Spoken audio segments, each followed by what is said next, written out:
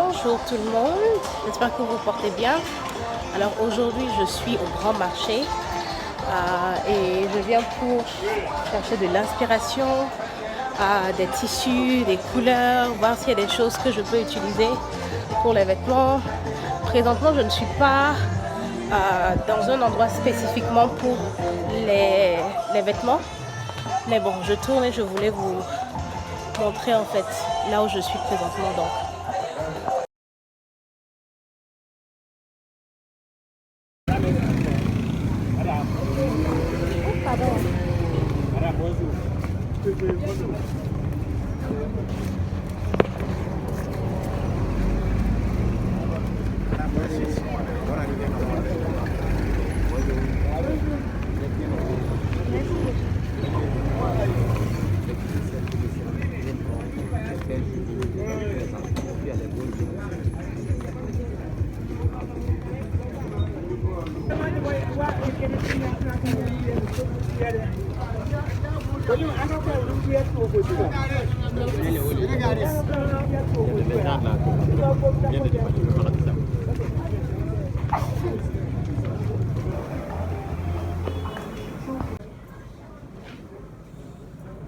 oh pardon.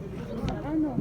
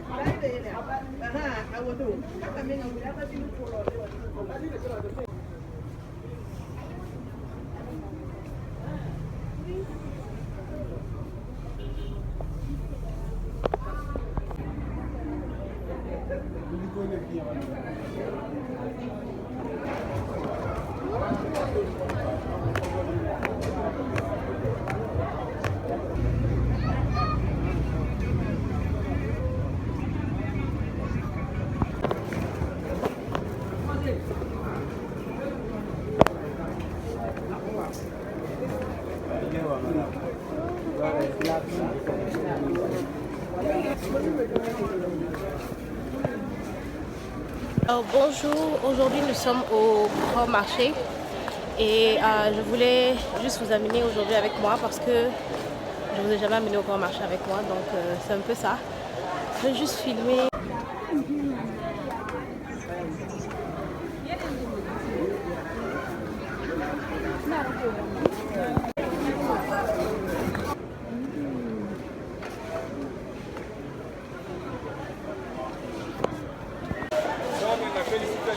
Il n'y a pas son...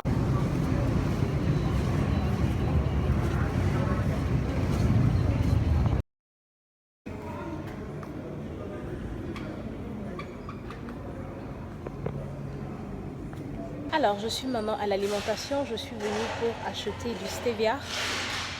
Comme vous le voyez, j'utilise du stevia au lieu du sucre dans ma boisson, donc c'est ce que je suis venue pour faire aujourd'hui maintenant. Avant de repartir à la boutique, le marché était intéressant, mais j'ai pas pu vraiment parler avec vous au marché, donc ouais, je suis là maintenant.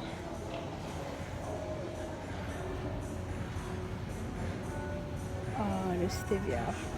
J'ai envie de prendre les deux qui restent, mais en même temps je me dis que si je prends les deux qui restent, ça peut être un problème après.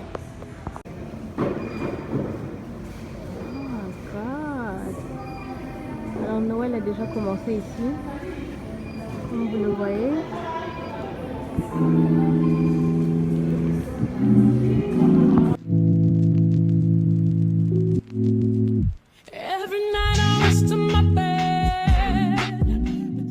Alors je suis maintenant de retour depuis 15 h, il est maintenant 18 h, j'étais en train de travailler entre temps, donc j'ai décidé de ne pas commencer à filmer jusqu'à maintenant. Et oui, donc comme je vous l'ai dit, la fois passée j'étais malade, maintenant je me sens beaucoup mieux, j'ai pris mes médicaments, j'ai bu de la soupe Et ensuite je suis allée dormir et je pense que je vais beaucoup mieux maintenant. J'ai beaucoup plus d'énergie, j'ai pu faire beaucoup plus de choses aujourd'hui, comme vous l'avez vu dans le vlog, au début du vlog, où je suis allée au marché, au grand marché, aller chercher des tissus, m'inspirer de des nouveaux motifs qu'il y a au marché. Je suis vraiment inspirée par les tissus qui sont faits ici au Burkina, en tout cas en Afrique, d'essayer d'incorporer ça le plus possible, bien sûr toujours en ayant une certaine touche de design spécifique. J'ai vraiment aimé le marché. J'ai pu voir de nouvelles couleurs, de nouveaux motifs, ce qui est vraiment intéressant à voir, des nouveaux pagnes qui sont tissés au Burkina ici, et même du Ghana également, ce qui est bien. Et le marché est un peu un endroit que je n'aime pas trop visiter. Pourquoi? Parce que il faut vraiment choisir d'y aller. Vous ne pouvez pas forcément, vous n'êtes pas forcément en train de dire oh je suis en train de passer, je vais rentrer au marché. Il est tellement dense, il y a tellement de gens qui t'interpellent pour te vendre quelque chose. Ils te touchent n'importe comment, ils te poursuivent pendant plusieurs mètres pour te vendre des lunettes ou des bijoux ou n'importe quoi. Ils essaient de te vendre quelque chose, tu n'arrives pas à marcher 2 mètres sans que quelqu'un t'interpelle pour quelque chose.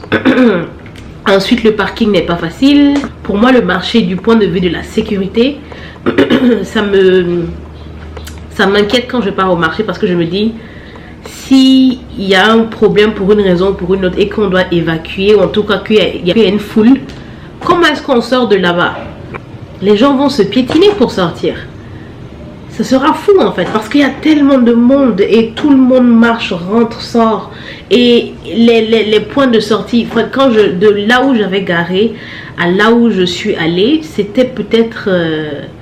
c'est comme un mall en fait, mais un mall qui n'est pas aussi...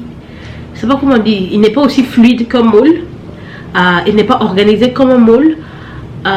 Et donc c'est un peu ça le marché. Je pense que quand j'étais beaucoup plus jeune et que j'y allais avec ma mère, c'était beaucoup plus agréable. Je pense qu'il y avait moins de monde au marché. Maintenant il y a beaucoup plus de monde et donc c'est pas aussi agréable. Je vais au marché vraiment quand j'ai besoin d'y aller, pas forcément parce que je suis forcément excitée à l'idée d'y aller.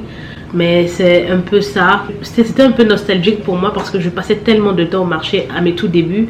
Comme je vous l'avais dit la dernière fois, j'ai essayé de faire une étude de marché au grand marché pour savoir ce que les gens aimaient. Bien sûr, c'était pas une bonne idée du tout. La réalité, c'est que vous avez des idées, vous les testez, vous voyez, ok, est-ce que ça marche, est-ce que ça marche pas, et ensuite vous améliorez. Donc, je me rappelle des moments où j'allais faire des études de marché au grand marché, à poser des questions aux gens pour voir quel genre de tenue ils aiment. Ils n'étaient pas ma clientèle, bien sûr, mais je ne savais pas au tout début. Et je me rappelle que j'achetais du tissu au début et j'avais trouvé la première personne pour venir coudre des vêtements chez moi. Et on cousait les vêtements au salon, au plein salon, dans le salon de la maison.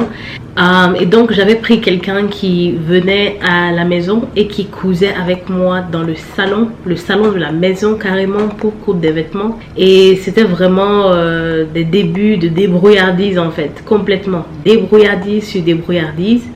Et je pensais au fait qu'il y a beaucoup d'entre vous qui vont commencer dans l'entrepreneuriat. Vous serez en train de peut-être faire des produits pour des soins capillaires et vous commencerez dans votre cuisine. Peut-être que vous serez en train de faire des meubles et vous allez commencer chez le menuisier quelque part, sous un arbre quelque part. Ou peut-être que vous serez très grand, hein, peut-être que vous allez commencer grand, je sais pas, peut-être que ça sera votre trajectoire. Mais moi en tout cas j'ai commencé à coudre dans le salon de la maison. Et c'était une période vraiment qui m'a appris beaucoup d'humilité, beaucoup d'humilité, parce que je me suis rendu compte que la vision que j'avais en tête, je n'avais pas la capacité à ce moment-là bien sûr de créer ce que je voulais créer comme je l'imaginais. Et donc il y avait beaucoup d'erreurs sur disons 100%, qui est le top du top de ce que je voulais. Je suis arrivée peut-être à faire 20% de ça quand la collection était finie. Et je me rappelle que j'étais vraiment déçue. Je me disais, mais qui va acheter ces vêtements-là? Moi-même, je ne pense pas qu'ils sont vraiment bons. Et je me suis découragée pendant quelques temps. Et je me rappelle que je me suis levé, j'ai dit, tu sais quoi, bien que c'est pas parfait, je vais quand même continuer, je vais quand même essayer de continuer à avancer. Et après ça, j'ai fait une autre collection. Elle était peut-être à 5% mieux, disons 25%, par rapport à l'objectif de 100%. Et après la collection, après ça, on est montré à 5% encore de plus. Donc on est à 30%. Tout ça pour vous dire que vous n'allez pas commencer en étant parfaite au début. Hein. Alors là, mais pas du tout. Ça va être beaucoup de déception parce que vous n'avez pas encore les capacités nécessaires pour pouvoir créer le produit que vous voulez comme vous voulez. Et même créer le business que vous voulez comme vous voulez. Parce que vous avez vu quelqu'un d'autre le faire, mais vous n'avez pas encore eu l'expérience vous-même. Et donc, ce sont ces moments-là, en fait, repartir au marché aujourd'hui m'a rappelé un peu ces moments-là où je n'étais pas parfaite, mais j'étais prête quand même à avancer, bien que j'étais pas parfaite. Et de nos jours, maintenant, je suis vraiment dans l'optique de m'améliorer de 1%. J'ai lu ça dans un des livres que je vous ai suggéré, Un rien peut tout changer. Le livre Un rien peut tout changer, et il parlait du fait que c'est important de s'améliorer de juste 1%. Et je vous dis que c'est vraiment magnifique comme concept, parce que quand tu dis à quelqu'un de s'améliorer, d'aller par exemple de 30% à 50%, c'est un écart de 20%. Et la personne même se dit, comment est-ce que je vais faire pour arriver là-bas? Je n'ai pas les ressources dont j'ai besoin, je n'ai pas les connaissances dont j'ai besoin, je n'ai pas l'expérience dont j'ai besoin. Et donc, la plupart des gens se découragent quand c'est pas parfait, quand c'est seulement parfois 10%, alors que vous voulez être à 100%, quand vous avez créé le produit et qu'il n'est pas, il n'a pas tous les... Quand ce n'est pas à 100%, la réalité c'est que vous n'arriverez jamais à 100%. Sans commencer par le 10% que vous avez maintenant. Et moi, j'ai dû vraiment accepter ça. Et un jour, j'étais dans le salon avec la personne avec qui je cousais, et une de mes amies est venue me visiter. Elle a fait un commentaire en disant j'espère que vous n'allez pas gâter les tissus là. Hein. Et ça m'a fait tellement mal, parce que je me disais, mais donc c'est ce que tu es en train de penser de nous, qu'on est en train de s'amuser ici, on est en train d'étudier du tissu pour gâter du tissu. Et tout ça pour vous dire que pendant que vous serez en train de commencer vos moments de débrouillardise, en train d'essayer de tracer un chemin pour vous-même, il y aura des personnes qui viendront pour vous dire que vous n'irez nulle part, en quelque sorte que vous n'êtes pas vraiment à la hauteur. Mais ce qu'elle n'avait pas compris, c'est le fait que j'étais sur le chemin en fait pour aller là où je voulais aller, et que si le commentaire qu'elle avait fait, je l'avais tenu à cœur, il m'a blessé, oui, mais je ne l'ai pas laissé me décourager, parce que si j'avais accepté ça, si j'avais accepté le fait que oui, je suis seulement à 20% du potentiel de ma collection, alors que j'aimerais être à 100%, et que je ne suis pas encore à ce niveau là, à cause de ça je veux juste baisser les bras, je ne serai pas ici aujourd'hui. Là où je suis assise maintenant, dans le bureau où je suis assise, c'était ma boutique. Là où je suis assise maintenant était ma boutique. Le bureau était ma boutique. La taille du bureau est le quart de la taille de la boutique présentement. La première collection, j'ai vendu des vêtements de la première collection qui étaient à 20% seulement de potentiel que j'aurais aimé que ce soit. J'ai vendu des vêtements de la deuxième collection qui étaient à 25% du potentiel que j'aurais aimé que ce soit. J'ai vendu des vêtements dans la prochaine collection après ça qui était seulement à 30%. Mais avec chaque évolution, je me suis améliorée. Et une autre chose dont j'aimerais parler, c'est le fait que vous avez besoin que des gens vous donnent la chance et l'opportunité de vous améliorer. Toutes les personnes qui sont venues et qui ont acheté des vêtements chez moi m'ont donné l'opportunité de m'améliorer. Je n'aurais jamais pu continuer à faire des collections si ce n'est pas à cause de ces personnes-là qui ont eu envie de mes vêtements et qui ont pris leur argent qui leur était cher et qui ont acheté mes vêtements. Et quand je dis que ça 20 ou 30%, les vêtements étaient toujours bien, mais par rapport à ma vision de ce que j'aurais aimé pouvoir faire, ce n'était pas à la hauteur de ce que je voulais. Mais il y a des personnes qui m'ont donné une chance. Et la première vente que j'ai eue, je me rappelle que la personne a acheté un bodysuit parce que j'étais vraiment dans l'optique des bodysuits et tout ça. Pour ceux d'entre vous qui ne savent pas c'est quoi un bodysuit, c'est un peu comme un maillot de bain que vous mettez, mais c'est avec du tissu. Et c'est exactement la même forme qu'un maillot de bain. Et vous pouvez mettre ça avec des vêtements, différents types de vêtements. Et je me rappelle que le jour où la personne a payé cet habit là, j'étais tellement reconnaissante envers elle, parce que c'était bien au-delà du fait que je venais de me faire de l'argent. C'était le fait que quelqu'un voulait ce que j'avais à offrir. La deuxième collection, après, j'ai vu une dame porter l'un des vêtements de la collection. Elle avait porté ça avec sa tenue, c'était un cardigan. Et j'étais tellement contente de l'avoir porté ça, parce que je me suis dit waouh, ça c'est une tenue Fabiola Benon que quelqu'un d'autre a portée. Et ça m'a fait tellement chaud au cœur, parce qu'à un moment donné, quand vous mettez votre sueur, votre temps, votre énergie, votre argent, votre sang même, parce que parfois on se blesse physiquement, c'est tellement... ça vous va droit au cœur quand quelqu'un veut ce que vous avez créé, et quand la personne n'a rien à voir avec vous-même, et que la personne a vu quelque chose dans ce que vous êtes en train de faire qui avait de la valeur. Et ça c'est vraiment, ça me va droit au cœur. Et quand je pense que même après ça, les collections après ça, que non seulement le niveau des vêtements monte, le niveau du luxe que j'essaie de faire monte, mais également les personnes qui sont toujours intéressées, ça me va vraiment droit au cœur, parce que je sais en fait le processus que ça a pris. Et donc si vous êtes en train de présentement en train de faire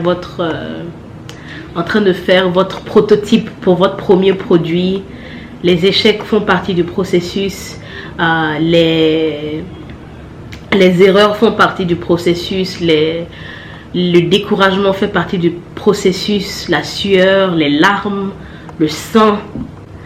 Même parfois, juste avant la première collection, j'étais en train de coudre sur la machine de ma grand-mère et ma cousine me parlait.